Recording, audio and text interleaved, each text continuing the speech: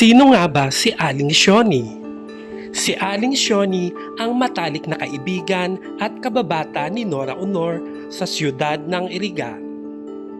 Si Aling Shoni ay nakausap ng ilang representatibo ng International Circle of Online Noranians noong 2011 upang hinga ng ilang kwento noong kabataan nila ni Ate Guy. Napaiyak pa nga kami habang nagsasalaysay siya patungkol sa kabutihan ng superstar na hindi ito nagbago kahit noong sumikat na. Si Aling Shoni na may itinatagong larawan nila ni Ate Guy na kinuna noong nagsisimula pa lamang makilala sa showbiz. Si Aling Shoni na nakadaupang palad muli ni Ate Guy noong 2017 nang pumunta at bumalik ang superstar ng Iriga. Muli silang nagkitang magkaibigan at sinamahan pa si Ate Guy sa ilang lakad doon. Si Aling Shoni na labis na ikinalungkot ang pagpanaw ng matalik na kaibigan niyang si Nora Aunor noong 1 taon.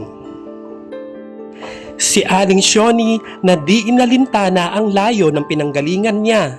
Mula sa Iriga ay bumiyahe pa Maynila si Aling Shoni upang makadalo sa unang anibersaryo ng pagpanaw ni Ate Guy. Iyan po si Aling Shoni, ang kababata ni Nora Aunor na naging saksi sa kabutihan at kababaang loob ng superstar.